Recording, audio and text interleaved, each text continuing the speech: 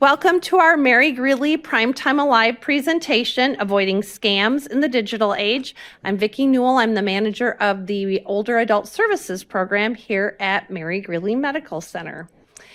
As a reminder, if you'd like more information about Primetime Alive, if you'd like to join or sign up for a program, please go to mgmc.org/PTA. Our presenter today is Zach Frank. Zach is a full-time information security analyst in the Information Systems Department at Mary Greeley Medical Center and is a Des Moines, Iowa native. He has spent nearly a decade of his career in the nonprofit sector in the last few years helping secure people, processes, and systems from malicious hazards and abuse. Currently, he is pursuing a degree in cybersecurity. He has a lifelong love for learning and sharing ways community members can keep valuable data secure and private. Please welcome Zach. Hello, good afternoon. So as Vicki said, I am Zach. My picture's up there. I'm really excited to meet with you all today. I'm really excited to talk through just different hazards that we have that technology make possible. But I kind of wanted to show where we're going here today. So a couple things we're going to talk about. The first is going to be really defining different types of scams. So different types of elder fraud specifically. And then we're going to go into identifying those digital attacks. If I say digital attacks, I'm going to use that a little bit synonymous with a scam attempt. So you might hear me say both. I mean both when I say one of those. So we're going to identify those different indicators, look at different indicators that you may be targeted for an attack. And then we're going to really dive into how to respond to those and not just respond to them, but prepare for them, especially with our technology that makes these much more frequent. We're going to really go into how best to prepare for those. So before we dive into that, I did just want to share a story with you all. This one's semi-personal, so it's from my good friend Joe. I'm changing their names, but it's one of my good friends, Joe. His mother actually lives with him, and we're going to call her Ellen. And Ellen, last year, she actually was a victim of a fraud attack. So I wanted to kind of walk you through that because I think it demonstrates some really, really important things. So Ellen's retired. She lives with my friend Joe in his home. And Joe often works from home, but there was a time last year when he had to go in the office pretty frequently. And there was one day when Ellen decided to check her email account. She had an email account. She really didn't use it very much, but she really, for whatever reason, wanted to check it that day. And as she scrolled through her emails, it was mostly ordinary things, but she came to one that kind of made her pause. It was an email that looked like it came from Norton Antivirus. So if you're familiar with them, they are a legitimate company. This was not a legitimate email, though. So it looked like a Norton Antivirus email, but it was not from them. And in it, she was a little alarmed because it said that they had charged her $400 to her bank account. And she's on a fixed income. That's a lot of money to her. So she was a little bit scared by that. But they had a number that said, hey, if you have questions about this, just give us a call. So Ellen did call them. And over the next few hours, she proceeded to interact with actual scam artists, someone who was not legitimate. They were not from Norton Antivirus. And they made a couple claims. So they had her allow them access to her computer remotely. They walked her through that process and then showed her what she thought was a picture of her bank account.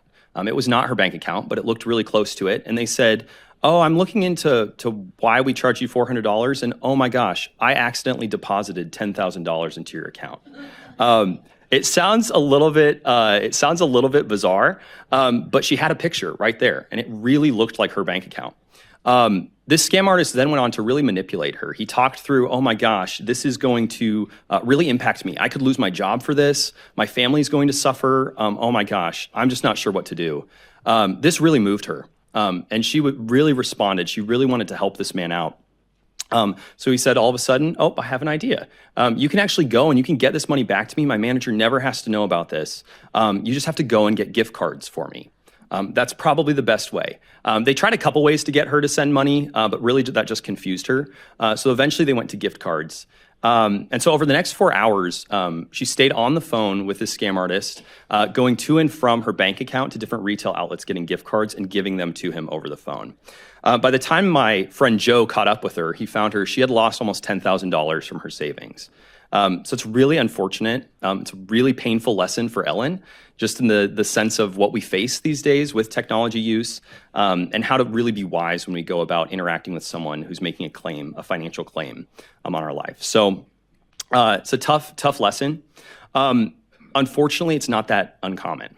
So I'm going to share some numbers here. These are from the FBI Internet Crime Complaint Center. And we're really going to focus in on complaints from those over the age of 60 in 2023. So in 2023, there were about little over 100,000 complaints filed from those over the age of 60 in the United States with the FBI concerning successful fraud attacks. There was almost $3.5 billion lost that was stolen from those complainants, all told, and 16 million of that was in Iowa alone, just in Iowa here. On average, per person, there's about $33,000 lost per scam attempt, per successful scam attempt. And that was an increase over 2022, about 11% increase in complaints. That last one especially, I really want to highlight that increase. There's a couple different reasons for that increase, whether there's some reporting that's a little bit easier now, but really there is a broad increase in scam rings and criminal groups targeting elders. And there's a lot of reasons for that, which we'll get into here in a second. But that is on the rise. Technology, the interplay of technology and scams, technology really makes it a lot easier for scams to be completed. So I don't know if any of you have ever heard of Frank Abagnale Jr., but he was a scam artist. He committed check fraud in the 70s. There was the movie a few years ago, actually quite a few years ago, called Catch Me If You Can, and that was a little bit based on some of his life. It was inspired by a lot of his activities in the 70s. He actually works as a security consultant now, and he has a quote. Let me make sure don't misquote it here. But he gave a quote a few years ago, and he said, "What I did in my youth is hundreds of times easier today. Technology breeds crime." So when we go through all of these examples, that is something to take away. Technology advancements are very powerful, and they're awesome communication tools. We don't want to get rid of them. But they do make it so much easier for scam artists to pick out their intended victim and get to them very, very quickly and very, very easily compared to past generations. So something to be aware of there. So out of all these scam attempts, all of these reported attempts, the FBI has really categorized them. They really track how did it come about, what was the situation, and it really fell into three different categories, I should say. The first one, by far and away the most common, and this is one we saw in Ellen's case, was tech support or customer support impersonation. Sometimes that also includes government officials. They'll impersonate government officials, but they really pose as these technical support representatives because it really manipulates people's inherent trust in those entities, people that have more knowledge, people that have more authority. So that was by far and away the most common type of fraud. Another one was investments or too good to be true type of scam schemes. So with the rise of cryptocurrency, this has really increased as well. This plays off of people's financial insecurities. So they really say, hey, typically they'll offer a really, really great return. All you have to do is give some type of seed money. And cryptocurrencies really increased this for a lot of different reasons. One is just that people don't quite understand how cryptocurrency works. A lot of people don't understand that it's really hard to trace it, and thus it's perfect for criminal rings, a good way for them to get money out of the country. And then another category, top category, was romance or confidence scams. You can also think of these as heartstring scams. They're the ones that really, really go at the relational component, usually positive relational component. Oftentimes you'll see this with grandparents scheme. Hopefully no one has ever experienced this, but getting a call from someone who's impersonating a grandchild or a beloved family member, very, very common to try to manipulate money out of that person. Another one, social media has increased this one a lot. That's typically the first way that scam artists are going to contact someone to complete a romance or confidence scam is through social media, because we just have a wealth of information. People offer up a lot of wealth of information about themselves that can then be used to more effectively manipulate them emotionally to form a relationship there. So specifically, we're going to look at why elders are targeted. So we saw that 11% increase from 2022 over 2023, and it's still increasing. I expect it'll be increased again this year. And why? It's because criminals, they're really going to look for the easy path, right? And they assume certain things, especially about the U.S., about the population that's 60 years old or plus. So one of those assumptions that they make is that there's some type of a retirement account or savings account, that at least some of it is accessible to these scam artists. Another thing that these criminal groups assume is that there's going to be more emotional vulnerabilities. So things like isolation or loneliness, which is a big problem in our senior population, those are going to be a lot more easy to manipulate those. There's going to be a desire for companionship that they can key in on. Financial insecurity is another one. So if there's anyone who's experiencing financial insecurity or just worried about financial insecurity, this can make them much more vulnerable to investment schemes.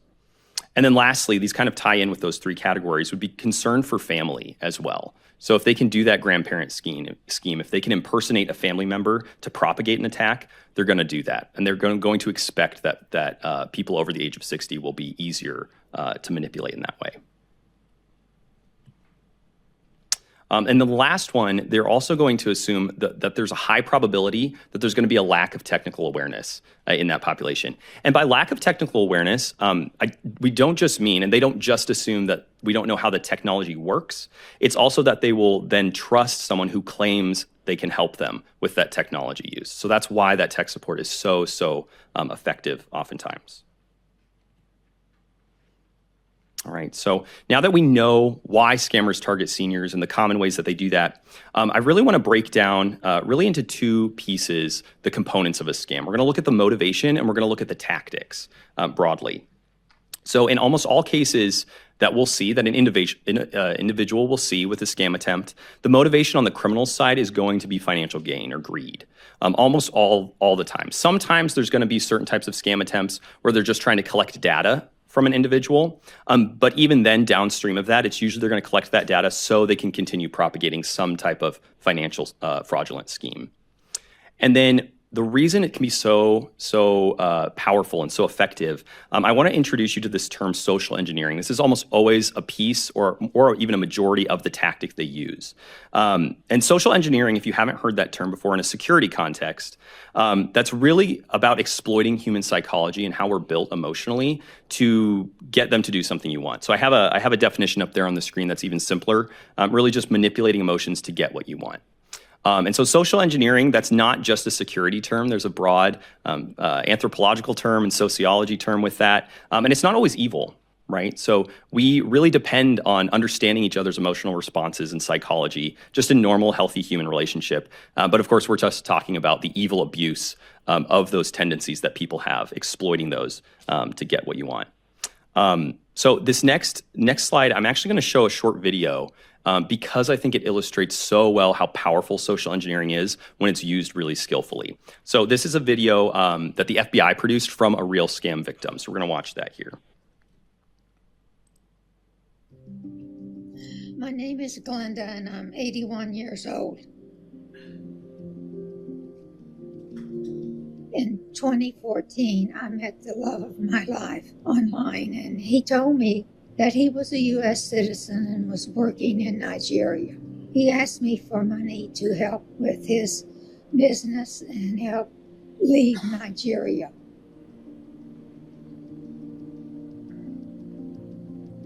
Then my love had people send me electronics like cell phones so I could pawn them and send him the money.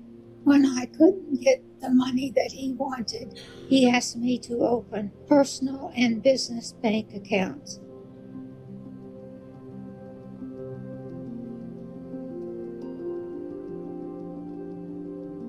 Since 2015, bank employees, local police officers, and federal agents told me that my love was a scam and that I needed to stop or I could go to jail.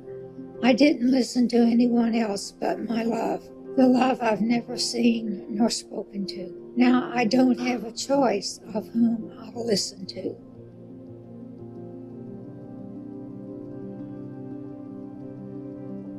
On November the 2nd, 2021, I pled guilty to 2 federal felonies.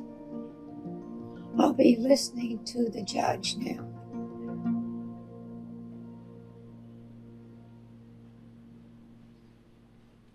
All right, so that's pretty sobering. It's a very sobering video, and our hearts really should go out to her, to this victim. But I want you to notice a couple things from her experience. So she mentioned that she fell in love with someone she had never met.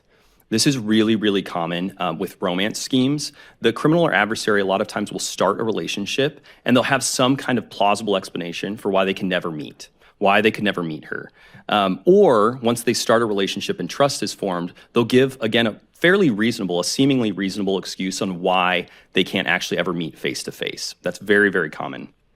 I also want you to notice that this victim, she was warned for years by authorities and didn't want to believe them, couldn't believe them, I would say. And I really want really bring this up to illustrate the effectiveness of some criminal groups in exploiting these emotional or relational needs to the point where reason can be denied. It's very, very powerful. Social engineering isn't something to underestimate. I've actually heard of, I've heard the testimony of another romance scam. She was not in the senior population, actually. She was much younger. But she was even testifying in the prosecution of this scam artist. And she even said, she said, I know mentally that he committed fraud, that he stole a lot of my money. I know that these things happened factually. But even right now, I can say that my heart, I want to believe that he would never do this. I want to believe that he loves me and that I love him. So it's really sobering, but it's a good thing to understand that these are not just for people who are naive. You're not naive if you fall for something like this. They're very, very powerful when used in the wrong hands. All right, so we're going to take our mindset to switch a little bit here. And we're going to start digging into how you may be confronted by a scam attempt. We're going to specifically talk about how technology is leveraged, so the delivery method. There's always an entry point. And so we're going to start with that first, what our digital age really makes possible. So the first one, and you may have heard of a few of these, the first one is called phishing. So phishing, like fishing for a fish. There's kind of a history behind the PH there. But phishing really is, we're looking at emails broadly. So when you get an email account, an email is sent to your account, and it has either a link in it that they want you to click or an attachment that would download malicious software. Another thing that they would like from those attempts is to get your password. So you click a link and it takes you to, oh, this took me to a login that I'm familiar with, or it looks realistic. And you type in your password and username, and now they have it. It's not the real site. Those are really, really common, and they're incredibly cheap to produce. That's why you see these really frequently sent out to emails. Another one that's a related term is vishing. So this is voice phishing. So this is going to be purely just with a phone call or even a video call, a video chat. And then we also have smishing, which is a text message. So it's called smishing because a text message is an SMS message. Smishing, also very, very cheap to produce. And these are really tricky just because of the natural limitations with cell phones, right? It's a smaller screen. There's typically less filtering that goes into those. And a lot of times they're used widespread. Text messages from organizations that are legitimate, that we trust, that we want to engage with, are sent through text messages. So very, very tricky and also very common. And then this last one, I would be surprised if you've heard of, maybe a few of you have, but this is a TOAD attack. So it's a telephone-oriented attack delivery is what that stands for. I have a picture on the screen there. It's really small, so I blew it up later in a slide so we can look at it a little bit better. That's a malicious pop-up. But really this method, it really wants the victim, rather than to click on a link or to engage with them with software or to enter their password, they really want the victim to call them. So this is exactly what happened with Ellen earlier. She saw an email. It was a phishing email, but it wasn't getting her to click. They just wanted her to call. And this is really powerful because it bypasses a lot of security tools and a lot of different things that companies have in place for this type of attack. All right, so whether it's an email, whether it's a text, a phone call, or a pop-up, I really want to look at some of the warning signs that something might be a scam attempt. So the first one, it's the biggest flag. If you ever receive any message in any form and it's unexpected. So if this is unexpected, the contact, don't pause before responding. Don't immediately respond. Getting in a habit of saying, hey, I wasn't expecting this to yourself mentally, and then pausing is really, really helpful. And similar with the message content. If you know the sender or you are expecting something to come from you, but the content itself is pretty unexpected, either it's requesting strange things, the tone is off. If it's from an organization that's not very professional, that's a sign right there to pause and start thinking through it a little bit more. Very common one too. Another big red flag would be urging quick action. So this is a really big one because many malicious attempts, many scam attempts to social engineer you, they really want you to avoid critical thinking, and they want you to they want you to respond or act in a really quick manner. They don't want you to think through what you're doing. They want it to be pure emotion because that they can guide, they can continue to manipulate. Another one would be requests to be secretive. So again, whatever form it is, if there's ever a request to be secretive, big red flag. And I would actually say just don't comply. Tell someone about it. This is a really common tactic because it isolates the person. It prevents the chance that someone else might speak into that, help them calm their emotions, and really shed light on the situation there. And then another big one, appealing to emotions. And these can be negative or positive. So we saw the romance one, but it can be joy, it can be excitement, even pity in Ellen's case. And a lot of times skilled social engineers, a thing to understand about this too, is it's not simple all the time. It's not just, oh, I'm gonna scare you and now I got what I want. Usually they're gonna layer these. So if something's not working emotionally, oh, okay, they're not responding to pity, I'm gonna move on. In Ellen's case, when she was on the phone for 4 hours with that scammer, he did many tactics. There were times he scared her, that he manipulated her. He put fear into her. Other times he went back to sympathy. Or even thankfulness. He tried to get her to be really thankful for how he was helping her out. So they're going to layer these things, and they're going to try to do what works and what gets you to respond. So those are some indicators. Tied really closely with that, we're going to talk about identifying them. So those are some indicators there. After you identify those red flags and before responding, I'm really going to put this forth as questions, self-reflection questions to ask yourself in a moment. You don't have to do all of them, but I think these are really helpful. So first one ties back into the unexpected piece that we saw on the other slide. Are you expecting this? Is this something expected? Is this an unusual request? Is this something that I would expect them to say? And is this appealing to my emotions? Really helpful here to name them. Just call them out loud or mentally inside. Another question to ask would be, who should I ask before responding? This is a really helpful one. If you can identify who you can confirm the legitimacy of this message with, that's very powerful. That's going to protect you a lot. Don't call a number listed on the message. So that's another key. Hopefully we see that from Ellen's case. But the person that you should confirm with is not the one who's sending you the message, no matter what it said, that message content says. Some outside source that you can reliably trust and actually get some feedback from. It's going to be really helpful. And then the last one, a realistic way to contact me, that's a good one as well, especially in a professional case. Because you can ask yourself, if this is professional and this is so important, is this really the only way they would contact me? Would they just email me and say my password expired and I can't access anything now, immediately? Probably not. So you really want to ask yourself that. And then this one's my favorite, the one that's in bold up there on the screen. What if this is a scam?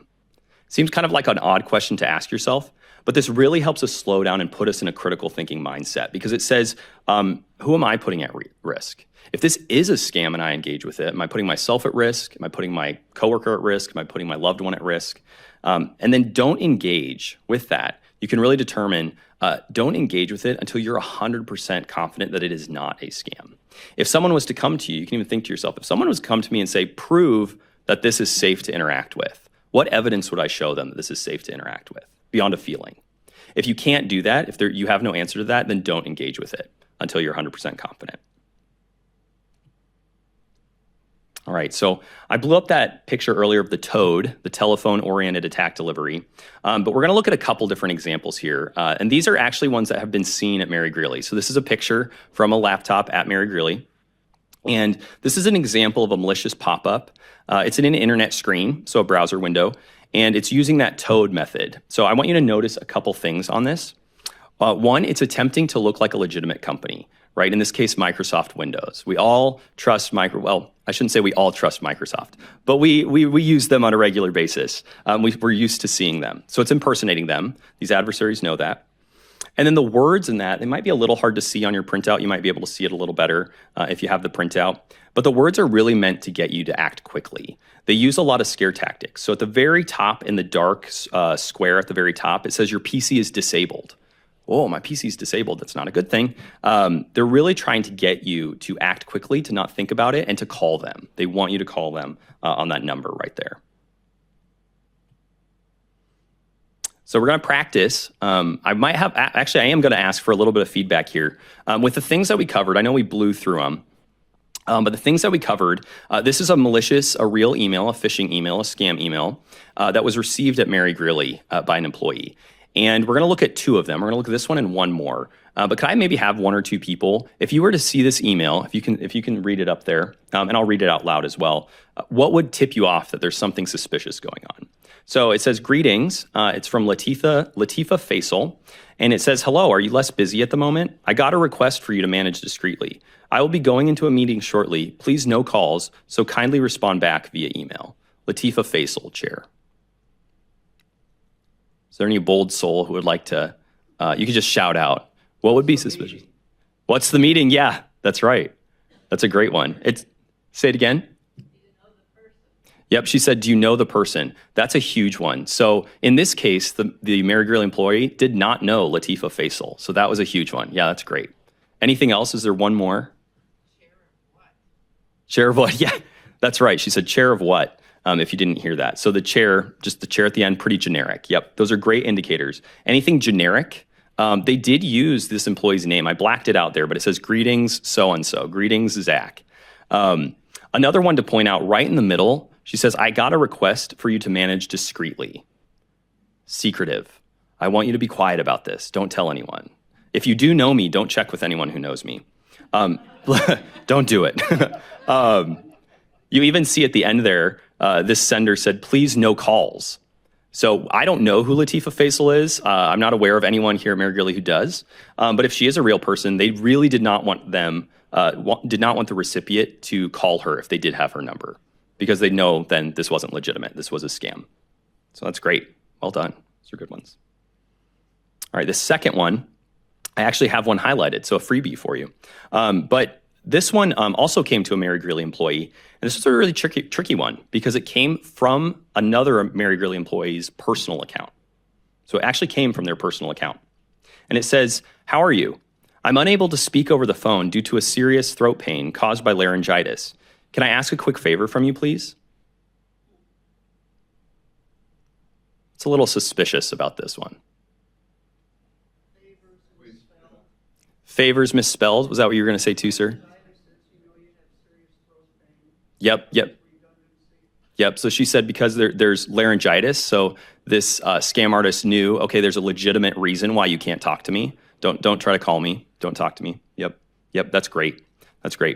And it looks like what happened with this one is this employee, their personal email, perhaps they fell for a phishing scam attempt, or someone broke into their email account and was using it to then propagate out to different businesses. They wanted to spread their scam attempt out. So yeah, great job. All right, so we're going to review some do's and don'ts here. So just to make it really simple, good reminders for us.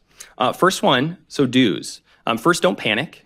Take a breath. If you think you're a recipient of some kind of scam attempt, really just take a breath. Wait for your emotions to really settle down a little bit.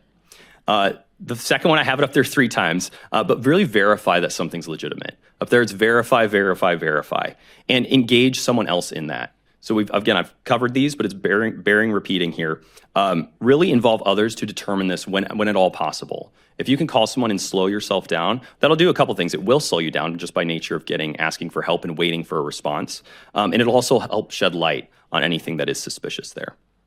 Limit your social media info. If you have anything out on social media, make sure that you're really limiting what you have there, because it's easy in bulk for a lot of criminal groups to just get all the information from that in mass and then start petering it out over time. Oh, this person looks like a good mark. These are all the things we look at that we know about them. This fits exactly who we want to target. So really limit that if at all possible. We'll go into that a little more detail later. And then report anything to the FBI. So the Internet Crime Complaint Center, the ic3.gov, super simple website. It's right there front and center. You can go to that website. You can fill out a form. And this is helpful in protecting you, but this is also helpful for the FBI to track. We saw that data earlier, track what's going on and help place preventative measures for those, as well as guarding other people. They can now equip our communities to block these as well. So some don'ts. I already said one of them. Don't panic. Don't answer calls you don't recognize. So if something's important and someone calls you, they will leave a voicemail if they're legitimate. Sometimes they're illegitimate and will leave a voicemail, so it's not always a safe sign, but they will get a hold of you some other way, so don't worry about that. I already said that one. Don't release financial or identifiable info. So anything that's sensitive, this is going to include social security numbers, it's going to include even the bank that you bank at. Sometimes just knowing where you're banking is good information to have. So don't release financial or identifiable information, again, unless you're 100% confident that this is legitimate. And never send money. Never send money. If you've not triple verified with outside sources that that's legitimate, triple verified, literally, done it 3 times, don't send money, period. Now, if you do engage with something malicious, or think you have, or suspect you have, don't hesitate to call either.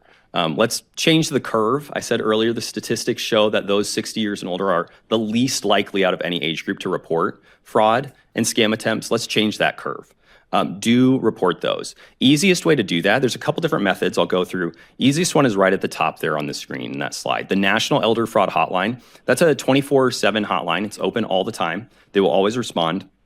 833-FRAUD-11. Pretty easy to remember. And when you call them, they can actually walk you through different steps if you have fallen victim of one of these things. They can help guide you through that. If you haven't, they can walk you through how to continue to safeguard yourself and your assets as well. You can report it a few other places. So the Attorney General, the State Attorney General, I have the Iowa link there on the slides. The Federal Trade Commission, or FTC, they have a good reporting website as well. And then lastly, I covered this one, but the FBI, the ic3.gov, great resource. So we've covered through how you know if you're being targeted by a scam attempt. So let's talk about what you can do actually before you're targeted by a scam attempt. If you have a cell phone, if you have an email account, you most likely will be or have been, even if you're not aware of it. And I don't say that to scare you. That's just the nature of our digital reality. We all can be targets. So what can you do to really prepare for that? There's a couple different things here. One, I would say get in the habit of communicating with family members directly. So what do I mean by that? If someone calls you and claims to be a family member and it's very urgent and they need money and help, and keep it secret, we talked about that one, make sure to keep it secret, hang up on them. That's really hard for Midwesterners to do. So it's very hard. Hang up on them and then call them back from a saved number. Get used to talking with them directly through a saved number. If you do that now, you'll know the number to call then when you need it. If it's legitimate and you hung up on them, they will understand. I guarantee they will understand if you explain to them. And then the next one would be to verify. Trust but verify, or verify before trusting. Similar idea. We have to exist with levels of trust. We have to do it. That's part of what it means to live happily and freely. It's a good thing. But get in the habit of of verifying even trusted sources, especially, again, if they're asking for identifiable information, definitely money. Get in the habit of verifying those. That kind of goes into it with the next one, having a learner's mindset. Because one of the things I think people who are lifelong learners, do really well is not be afraid of awkward situations. And oftentimes when you talk with people that have not reported something suspicious, or they were afraid to even verify because they thought it might offend this organization or this other person they were interacting with, was just the fear of being in an awkward situation. Don't fear it. Be a learner. If you make a mistake and you ask someone to verify something and they're offended by it, explain to them why it's so important. That will help educate them. And if they're still offended, that's okay. They'll get over it. Most of the time that doesn't happen. I see this all the time. When you explain it to someone, they're on board 100%. And verifying is not that difficult. Most people aren't even offended by that. So get in the habit of verifying, have a learner's mindset. Another thing with the learner's mindset, ask questions. So be lifelong learners and not be humble about it. You can have humility. I have a thing, if you've ever done childcare, I feel like any area that has childcare should have a sign that says abandon pride, all who enter here. I feel the very same way about cybersecurity and information security in general. We're all novices. We are all human. We all can be exploited. So we really have to say, okay, I want to learn. I need to learn. And I want to be willing to do that. So be willing to seek information, be willing to grow in knowledge, not just for your own good, but really to help others as well. It's very important. And then share what you learn. We are stronger together, especially against scam attacks and criminal groups. We really, really are. Now, specifics on being prepared, maybe some more ones that you haven't thought of. You should research personal cyber insurance if you haven't done that. Oftentimes, these can be really, really cheap monthly premiums, and they can give you a little bit of cushion if something does go south. If you do lose a little bit of money, or if you need help recovering from some kind of scam attack, that can be really, really helpful. A lot of times these are really, really cheap if you bundle them with your homeowners or renters insurance. Sometimes they come in there by default. There's some kind of identity protection. They might put it that way too. But look into that. Make sure you understand what that means, what qualifies for that insurance, and if you need more, if you feel like you need more. And then also clean up your social media accounts. We talked about that. Limit that personal information that you share. One thing too, take some time and get help if you need it. If you have a social media account on any platform, just take some time to really go into those settings and make sure you've got the strictest settings set possible. A lot of social media platforms are doing a much better job of this. They realize the environment that we're in and how dangerous it can be, sharing all this information. And so they'll set some things up by default, but a lot of them you still have to go in and elect to. So make sure that you do that. And then these are some resources that I would really highly recommend just to continue that learning aspect. The first one up there is from the SANS Institute. This is a technology institute. They're very well known. And they have a free newsletter. It's called SANS Ouch.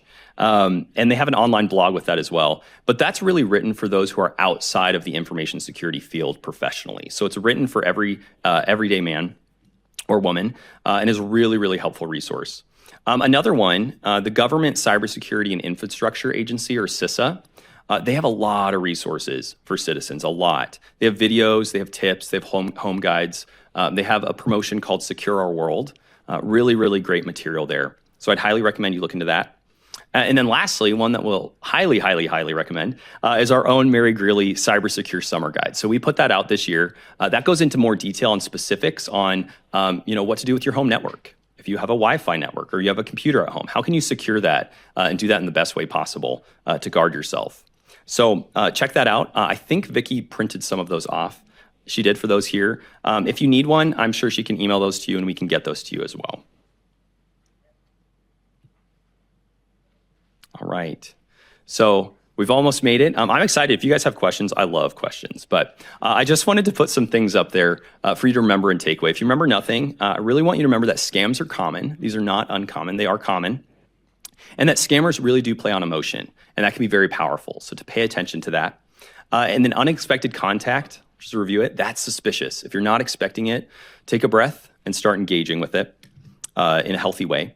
And then understand really what it means to practice healthy digital habits. That MGMC Cybersecure Summer Guide, that's a good starting point. We have a lot in there about what it looks like to have good digital hygiene. And when in doubt, report it out. It's a great little phrase. If you're doubtful that something, even if you're not sure, if this might be malicious or dangerous, report it to the authorities through those means we've talked about.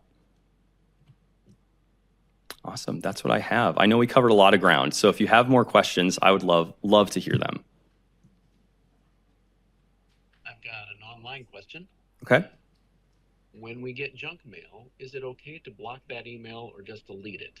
Also, why are we getting so many calls from what they say is Social Security? Yeah, that's great. So those are two great questions. I would say, why are you getting I'll start backwards. Why are you getting so many calls that say they're Social Security? Again, that plays on trust, right? I don't know all the motivations or all the deep tactics of each individual criminal group, but they're going to claim some type of authority. So they're going to say, hey, I'm on behalf of Social Security. They'll probably know your age or have an idea of what your age is, and so that you're more likely to listen and engage with them for a longer period of time. So I hope that answered that part of the question. In terms of junk mail, that is fine to block them. Again, I err, of course, I'm in information security, so I err on the side of caution. If you block something and it's legitimate, again, they will reach out to you in some other means to let you know that, hey, that shouldn't have been routed to junk. That can happen every once in a while, but tools are getting really good at routing those to junk mail. And I personally would actually advise, just building off of that, don't look at your junk email folder. You don't need to. Again, someone will reach out to you if it's, hey, I sent you an email 2 weeks ago and they're legitimate. That's your time to then maybe go in and see if it got routed to junk. But typically junk boxes or spam email folders, those will delete in a certain amount of time, 30 days or so. So you don't have to worry about deleting them, accidentally clicking on them, accidentally engaging with them, potentially. So Medicare, I get a call every week, and I say, "This is a scam. Take my name." Yeah. Who do I turn this into? It's ridiculous. Yeah. Yeah, that's a hard one. I would say I actually would advise you do call that elder fraud hotline, that national hotline. They may have some more guidance on how to block that. There's potential things you can do with your carrier as well. So it kind of varies depending on who your cell carrier is and all of those details. But I would start there. I would definitely call them to ask them about that. My good friend, her mom is 91, and she just laughs when somebody tries to call to scam her because she is so good on the phone and just will hang up on people. But the whole grandparent one, it's somebody calls crying, and, it's me calling my mom, and they can tell it's a girl. And so your grandma says, "Vicky, is that you?" Well, now they have your name. So yep, it's Vicky. Well, she just says, "Vicky, what's your mom's name?" And then that person hangs up. So, she, and actually before that, she should probably just hang up anyway. But the other thing I was going to say, I got an email from, it was either one of our volunteers or a Primetime Alive member. And just the way she wrote it, "Vicky, I would like to ask a favor." It was just not the kind way she would talk, or that I knew her to talk, and nor did I think I had the kind of relationship that she would be reaching out for such a favor to be asked. And so we have this great thing that we can just click and say, "I think this might be phishing," and it is sent off, and they look at it, and I always get a message back that says, "Yep, this was phishing." But I thought that was kind of a thing. If it's in speaking real formal or something like that, that's not how that person typically speaks, was really what tipped me off. Yeah. It sounds simplistic a little bit, but trusting your gut in those situations is really important because it was unexpected and it seemed so personal. This wasn't the way that you would. Sometimes it's either or, right? Either, "Oh, this seemed really professional and stilted." That's not usually how they talk. Or, "Whoa, why are you reaching out to me if this is such a big deal? Am I the one?" Really trust your gut in those situations. Yep. Oh, here's another question. Thank you.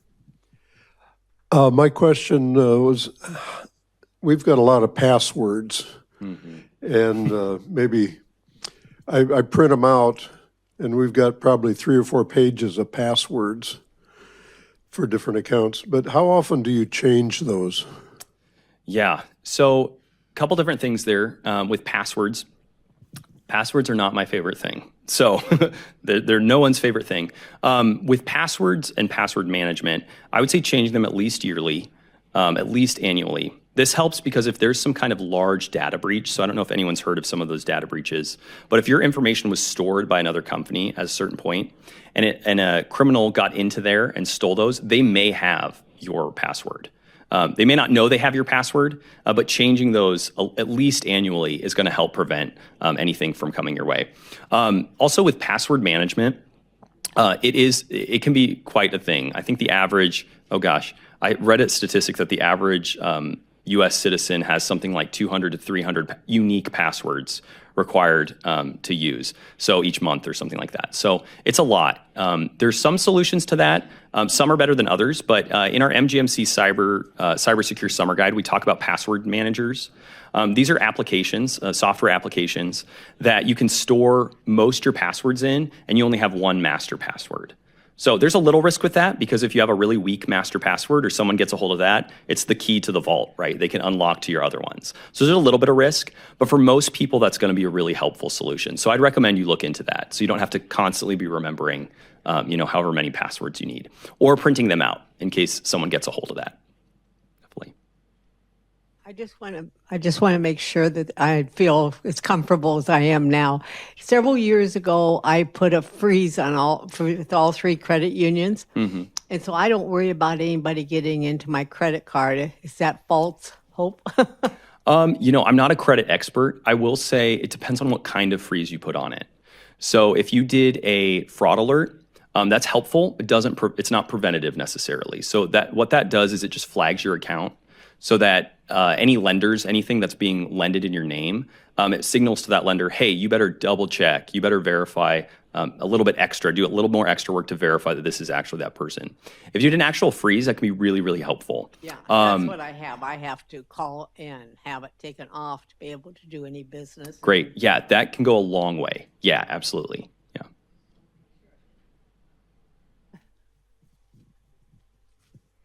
I just am amazed at how good they are. I have a friend, and they called her up and they asked her for her Medicare numbers. And she says, no, I'm not supposed to do that. And they said, well, we're not asking for your Social Security number. And she almost gave it. Oh, oh no. Right? I hope the ending to that story was better than the start. Yeah. Good. Okay, good. Yeah, they're really convincing. It's hard to, I could go on and on and on about it. It's hard to overplay the ability. There are some criminal groups that this is their specialty. They are hired by other groups as a service to socially engineer people. So you really do have to be aware and be willing to slow down. That's just my number one tip. I've had a couple different things happen. This was my one that I thought, okay, I'm going to get you. Anyway, this happened several years ago, and I got a phone call, and it said from Microsoft. So I picked it up, and this guy said, why haven't you responded to the icon at the bottom of your computer? And I said, well, I haven't noticed it. And he said, well, that's where the problem is, and we want to talk you through it and get you back where you should be and get all this information. And I said, well, I have a child sleeping in that room right now. It wouldn't be convenient. I said, do you work on Saturday? Because this was on a Friday. And he said, yes. What time would be good for you? So I told him, and then I said, well, I'm really computer illiterate, so I'm going to have my son-in-law that deals with computers come here and be with me also. Well, needless to say, they never called back. Yeah, they didn't like that answer. And then I got a notice from Norton that it said for the subject, your Discover card is about to expire. And then in the next breath, it said, your credit card has expired and your bill is due. So I thought, well, why would, it sounds like it's contradicting itself. So I called Norton, and they looked and they said, you have gotten no correspondence from us, so that's a fraud. So anyway, they had me send that in. And then my mom also had a grandmother's scam done probably about 10 years ago. And I'd always preach to her, never say yes. Even if it sounds real, never say yes. Never give any money. Well, this was very difficult on her because it concerned her grandson. But what was so stupid is that he lives in Minneapolis, and they were in Dow's, Iowa, and said, well, they had come down to have breakfast in Dow's. Now, who would do that? Really. But anyway, they had done something wrong, and they ended up in the police station, and they did have an attorney, and this so-called attorney talked to my mother. Well, then she said, well, I want to talk to Matt, and they go, okay, he's here. He says, Grandma, I really need the money to pay this fine so I can go home. And she said, well, I think your mother and dad should take care of that. Well, you know how Mom is. Well, that is very true, because I know how my sister is. And she says, but the voice was so real. I really was taken in. But she said, I hung up and I said, I'm sorry, Matt, I love you, but I just can't give you the money. And she said, I stayed up most of the night. I didn't know what to do. I was just really distraught.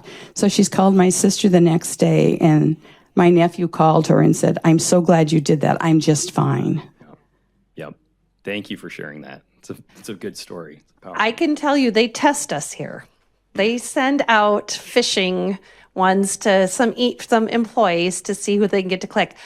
Early on, I did. And I tell you, I am just fanatical now about any of because I was truly embarrassed that I actually did, because I clicked a link within an email. I'm like, oh yeah, sure. And I did it. It's easy to do. Yeah, absolutely. Well, I've been called by my grandson several times, and I take a little different approach. When they call and I say, well, how are you doing? And they'll say, well, not very well. I had a car accident. I'd say, well, I'm glad to hear that. And then there's a pause. He said, well, I'm in jail. I said, well, that's really good news. And by that time, they hang up. Yeah. They got the wrong fish. They're not, yeah. I like that. Zach, can you go back to your screen that has the toad form? Yes. Do you want the big one? The big one, this yes, right yes. here? Yeah. Okay, now, Yep. I have a question. Yes. The red box says dismiss. If you press that red box, are you responding to that form? You are, yes. So Now, great. but I'm not seeing any X at the top right on the screen. How do you get rid of that form? Yeah, definitely. So what we said here, I'll talk about individually, but what we said here with this was call IT, right? Tell your supervisor, get a hold of someone at the service desk. That's helpful because we have someone we can trust. I would say if you know someone who even can help you, even if you're not sure that they're, oh, there she goes. Do you have another question? Okay. Here. Yeah, I would say first thing I'll say, don't click. No, I know not to click. How do you clear your screen? I want Yeah. my screen back. I want that gone. Yep. If you do, so you can do a couple different things. I hesitate to give you too much because depending on what type of pop-up it is, certain things might work better. But if you do Control-Alt-Delete on a Windows, that's always going to be your friend to start. Because what that'll do is pop open a little box and it'll get you out of, you'll see, oh, I can actually access my computer. I'm not in my internet screen or my browser screen any longer. So really what this is, it's trying to get you to believe that it's disabled. It is annoying because it's hard to get rid of initially, but your PC is not disabled. And your internet browser, you can close that out from there. You can right click. Once you're in Task Manager, Control-Alt-Delete opens Task Manager in all Windows. This is Windows. And you can find where it's, if you have Google open, the Chrome browser, or Internet Explorer, don't use Internet Explorer, but hopefully you're not using that. Or Mozilla Firefox or any of those. From there, you can actually end the task and it'll just close it out and that'll get rid of it. And this sounds super easy to you. Yes. However, for those of us who don't have a you Yes. to call for IT help, who would you recommend or where would you recommend we go according to the handout where it says device health? Mm-hmm. The older I have become, it isn't that I am mentally incapable, by my mental capabilities are a little slower than when I was 25. Mm-hmm. So who would be trustworthy for those of us who don't have a Zach to call? Yeah, definitely. That's great. I'm not going to give you a real creative answer, but really anyone in your life who you have seen use a computer at all. And it doesn't have to be someone younger either. That's why I kind of put the emphasis on bring someone into it. Because especially speed is not going to be the friend. So if you feel like you're moving a little slower and not sure how to respond, that's actually a good thing. That can actually help you. So bringing someone in, if you're doing something that's really time sensitive, then you really want to think and maybe even make a list now of people you know that you're like, okay, I know that they work with computers on a daily basis. That way I know they're a resource. And I can even ask them, if depending on my relationship with them now, just be like, hey, if I ever have questions, would you mind if I call you? What's the best way to get a hold of you? I think just little things like that, hopefully that helps a little bit answer your question. I think little things like that can go so long when you're in the heat of a moment, you're kind of confused or not sure what to do. Really slowing down and saying, okay, I do know who I can contact for this. So, 1 second, Lois. So everybody. On page 3, you talk about our device health update. yes. That can take time. Mm-hmm. And so, again, if I've bought my device from Best Buy, Yeah. is it reasonable to go to Best Buy and say, I need to schedule a time for someone to help me? I see. Or I'm at a point, my kids are so busy. Yeah. Be they college age or my children, they don't have the time. Mm-hmm. And I am at this point willing to pay money to make sure I'm safe. Yeah. Than to say, well, I'll try to figure it out. Yeah, definitely. Absolutely. I think you have it right there. If it's something specific with that, especially if you bought it locally, if you bought it in person, go back to that place and ask for help. Yeah, absolutely. That's a great. Thank you for sharing that, by the way, because I think that is probably the more common and easier path, honestly, to get help. Yeah. Hey, Zach, will you do Control Alt Delete so Oh, you yeah. can show everybody? Because maybe not everybody's aware. Yeah. Yeah. So Control Alt Delete, you just press all of them at the same time. Is it going to And show up? then you get a black screen. No, that's not what I Not see. So I normally, don't you think don't it's get going to that. show up for you. Well, let's see here. Do we need to stop sharing the? We might need to. Yeah, I'm not sure we can get it pulled up. This is going to be a Tim question. I think. Tim? Maybe he had to step away. Yeah, he might need it too. Oh, let me try this here. Aha, there we go. It did come up. Yeah, there it is. So let me do that again. We'll minimize this here. So Control Alt Delete. And then right here, Task Manager. And then you're going to see the two. So right now we just have Microsoft Teams and Microsoft PowerPoint running. So if I click one of those, I'm not going to do this, but if I click one and click End Task, that'll just close it out. Just like I hit an X button at the top right corner. The one thing I'm going to say, and I know you're talking about the phone, and I know your kids are busy, but I will have people from this group, my volunteers, say, well, I want to get a smartphone. I haven't had one, or I need to get a new one. What kind should I get? And I just say to them, who's going to help you when you have questions? And a lot of times it'll be, oh, my son or daughter-in-law. I'll say, get the same phone they have. Because, I mean, seriously, it's because we're an Apple family. My mom was an Android, and she'd call us and we'd be like, try this. Do you have something that says settings? Now, what does it say? But if she would have had the same phone, or at least the same type of, either Apple or Android, it would have helped a lot. So that's one tip I always tell people. If you're getting a new phone, get the same kind as who's ever going to help you with your technical issues. I just had a response to Lois. Sometimes I've done this. If you call the University Memorial Union bookstore and ask for the tech services, they will assist you. And you don't have to buy your computer there. If they're extremely busy, they're just going to say no, or they'll say, well, why don't you come in? But I've done that. I've also, I lived another life a long time ago. I would ask a fraternity young man, and they were more than willing to help. And I think it's just a matter of asking someone, and they'll help you. I mean, today I learned how to do podcasts. I'm a non-techie from word one. And she showed me how to do a podcast. And now I can actually listen to other people tell me what I should be doing. Oh, that's great. Tim, any other questions online? Oh, I'll get there. Nope. Someplace else to go for help is the Ames Public Library. They're very helpful if they aren't swamped with other things. And if they are, they'll make an appointment and you can return. Mm-hmm. Yeah, I think if you just think about the places that you typically, where do you engage with people at all? That's usually just a starting point. If it's a community center, if it's a library, something of that nature, there's going to be people that will help you. Mm-hmm.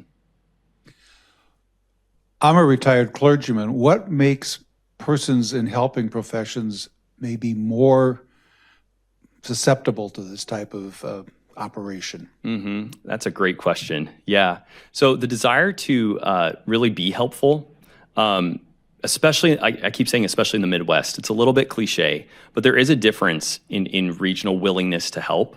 So charity scams, very common. You can get emails or even mailed envelopes that come from an illegitimate organization. And what are they really depending on? That you're going to be charitable. Oh, somehow they found out, it looks like on their profile, on their social media, they give to a lot of organizations. They're involved in a lot of organizations. They might be willing, we might not have to do much work to convince them that we need some help, then you can help us. So I think there's I don't know if I said it earlier, but being pleasantly suspicious is going to be a little helpful. Emphasis maybe on the pleasant, depending on how you're feeling that day. But being a little bit healthily paranoid can assist with that. follow-up comment and then a condemnation. Follow-up comment, when I was pastor in a parish, we needed to hire a new business administrator, and I'm not all that technologically adept. And so there was all this great concern. And so maybe for some of us, I said to the committee, I said, we'll just go over to the grade school and contract a fourth grader. So those of you that have grandchildren, they may be a great resource for you with a lot of this.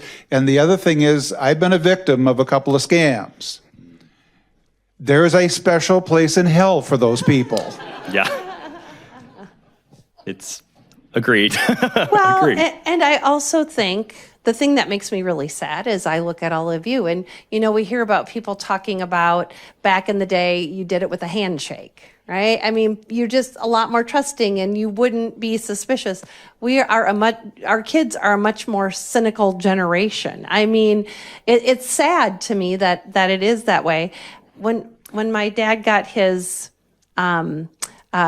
debit card for the first time. I was in college and I went home for the weekend and he said, "Hey, Vicki, I got one of those cards. Can you show me how to use it?" And I'm like, "You bet, let's go."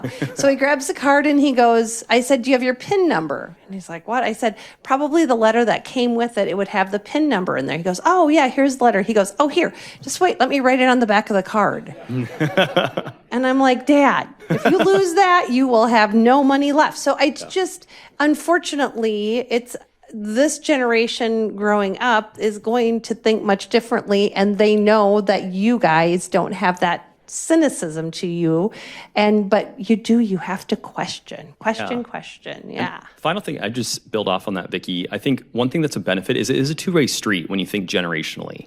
So there was a Deloitte study that came out, 2022, I believe, that showed actually the number one victims of social media scams were Generation Z. So those born in the late 90s and the 2010s. Or at least that was on the rise, greatly increasing. And so I think there's a two-way street a little bit, because I agree with you. I think there's a two-way street, though, where you all have experience, life experience. You understand someone asking your social security over the phone is probably not legitimate. There's life experiences that many young people don't have. Even though they understand technology a little bit more, they might understand gaps that you don't understand and can help with, but vice versa. It goes both ways. And so when we make the comment, it's not just a pithy thing to say that we're stronger together. That really is true, because one thing criminals don't have is they don't have togetherness. Even when they work together to do some really wicked and evil things, they do break down. They do infight. They're not as strong as people that can get together and really depend on those relationships that are worth depending on. So anyway, that's what I'd say about that. All right. Oh, there's another question.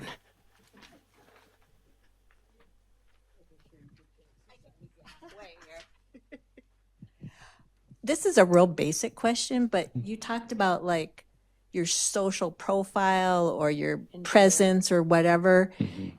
I think of that as like somebody on Facebook, but what is that? I mean, because okay, a friend of mine texted me and she's telling me about her grandkids. And then I texted her back and said, "Oh, my grandson's going to be, such and such age and whatever." So then I'm feeling like, well, have I just given out like all this information or what?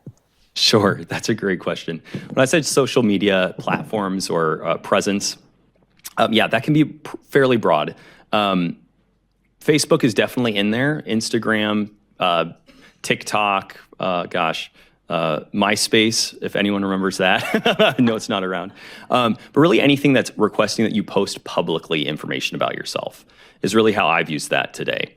Now, there are some things I'd say you probably shouldn't do over text message, or just be very cautious about how you do that. If you're sending a password and a username to someone consistently over text message, probably not the best idea. It's better than posting that on social media. Not the best idea. There's ways to do that with different, more securely to get that information to them. But I don't know, did I answer your question? Really just broadly, something that you're putting publicly out there that really anyone could access if they searched hard enough. This is probably not a public thing, but I'm seeing a lot more contests. Everything from the Ames Tribune to who knows what. And the first thing they want to know is your email, and then your name and address and phone number and yada, yada, and pretty soon you've given them the store. Yeah. There's a saying I have if you're, so those are not all malicious. That is sometimes just marketing and how they get people engaged with good causes. But again, I've been in the nonprofit world, so yeah, I see that. But really, we have a saying: if you're not paying for something, you are the product in this day and age, especially when you're thinking about technology. So if I'm signing up for something free, a sweepstakes, I am actually making them money because or I could be, either they're going to use that to market to me, again, a legitimate reason, even if I don't like it, but that's legitimate, or they will sell that data. That is now, we got this email, we're going to sell it, and no one really knows who's getting that data. It's very, very complex in our day and age with where data moves and how it moves. So, if you're not paying for it, you are the product.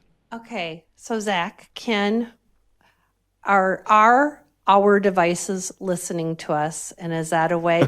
Well, because I was just together with my high school girlfriends. One of the gals gave us a gift, and I don't know if you've ever, it's Pura, it's this home diffuser, you plug it into the wall, it's like, whatever. So we were like, oh, this is great. Oh my gosh, Pura, yeah, I've heard, and whatever. And then I go to bed that night, and I open up Facebook, and all of a sudden, I have ads for Pura. I've never, ever had those ads before come through my feed, and all of a sudden, there's that. So is that something we need to, this is my opinion. Yes, I do. I am not a fan of those. Just a funny saying, but I heard a guy say how all my friends in IT who are not in security are in IT. They have everything smart home light, smart home, whatever, locks, smart home fridge, all these different things. And he's like, and I have a 2001 printer I keep in our locked room, and there's a shotgun next to it in case it gets any ideas. I'm in security. I was like, so that's kind of where I'm coming from a little bit. So I'll say that I'm a little biased. Yeah, that's a real thing. I've actually had that personally as well, where a Google Home, maybe I'm not just calling out Google Home because it's all of them. They do collect data. They do. They're always, or if they're plugged in, they're collecting data on you. That's part of actually the user agreement that no one reads. And I don't blame you. they're a trial to get through. But terms and conditions and user agreements, those are always in there. They legally are protecting themselves because you are the product. They are going to collect information that they then sell to advertisers who then advertise to you. So it does happen. I had one that hit me years ago. I was just getting into security, and I had a roommate who always had like the first edition of Google Home or something similar, and I always unplugged it. And one day I didn't. And we had a prayer group. We had a discussion group that was pretty sensitive things. And within an hour later, I forgot to unplug it. I went and same thing. I had an ad that was targeted specifically. I won't tell you what it was, but it was specifically something that we talked through. So they do listen. So you can take that with depending on what you think of me, you can take that with whatever size of grain of salt you want. But yeah, definitely I'm coming from that as like, unless it's really necessary, or the benefit is must greatly outweigh the risk imposed by those. Oh, yes. 1 second here, Jim. I'd just like to share something that I've done to protect my assets, bank accounts, etc., credit cards. You can put security alerts on your credit cards. You contact your credit card, go on their website. I put a number on there, $20, $50, whatever you feel comfortable with. You can make zero if you want. And as soon as you make a purchase on that card that exceeds that amount, you get a text message. I did it this morning at Walmart. Before I was out the door, I had a text message. This saved me last fall because I got a text message that somebody in Florida used my card. And so I could immediately call them. You can do the same thing with your bank accounts, your checking accounts and things. Put a lid on there, and you get a security alert as soon as somebody exceeds that threshold. Yep, it's great. It's great advice. This has to do a little bit with credit cards also, but we had been on a vacation out of our state, and on the way to another state, we got a call from our Discover card and asked, did you make a purchase here or did you make a purchase here?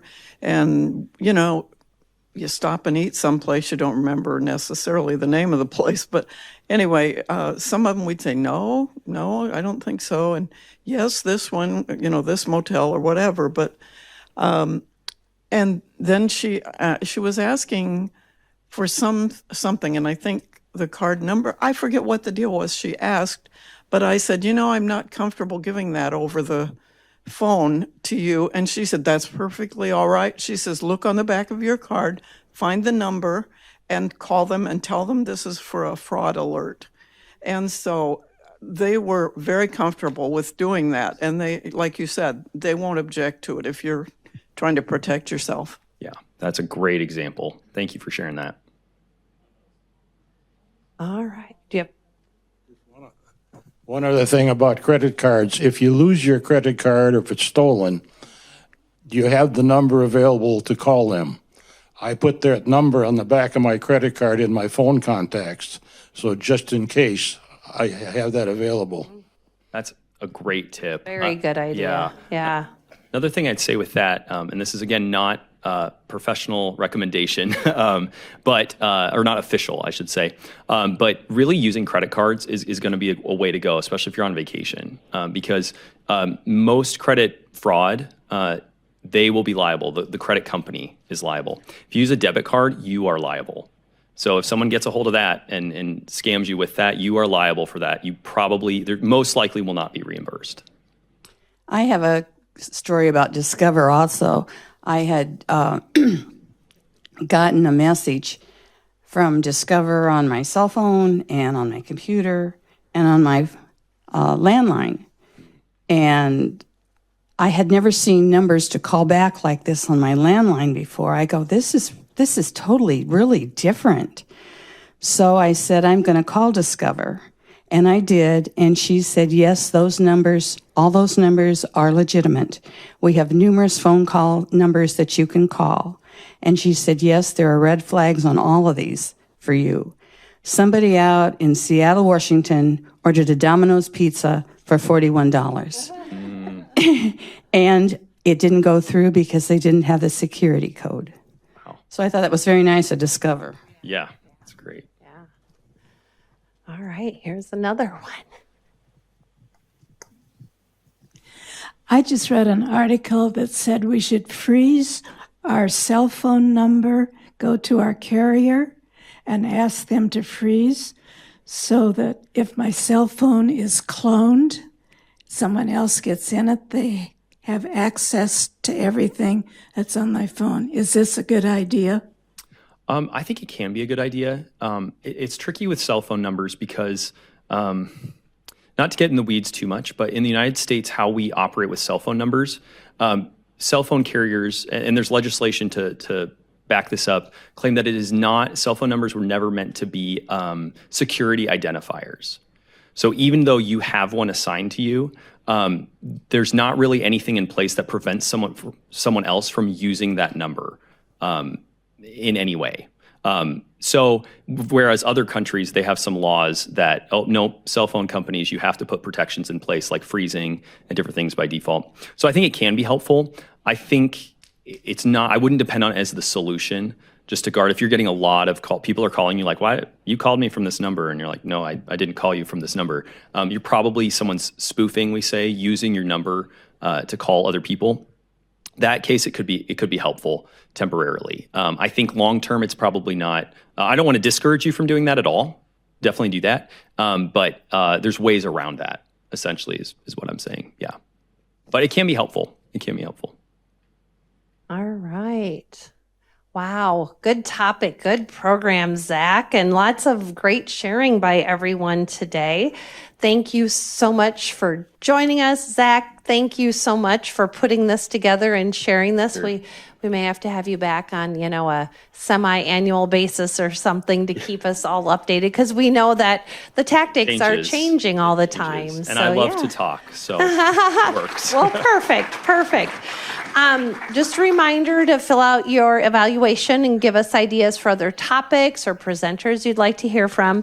Our next program is not until Wednesday, August 14th, here in Bessie Myers Auditorium. It's on our new AIMS Wound Surgery Center. Amber Deerdorf, one of our VPs here, is going to give us an update on that project, 2:00. And then Tuesday, then we have, quite a break. Tuesday, September 17th, we have a program on Vitamins 101 right here in Bessie Myers Auditorium. I just want to let you know, the most recent listing of programs that came out let you know that we are going to be holding some of our Primetime Live programs at the new 60 Forward Center. So pay careful attention to which location a program is. We were told they were going to open mid-September. That's not happening now. So there was a program sent out to everyone, included in our last listing of programs, for September 25th. They're now not going to be open. They've changed that program to October 9th, and that program is Best Life, Best Death, Conversations about what matters most.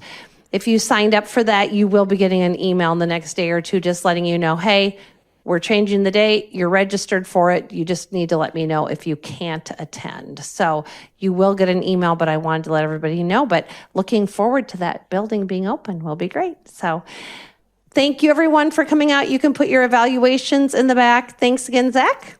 Stay safe out there, everyone. Thank you.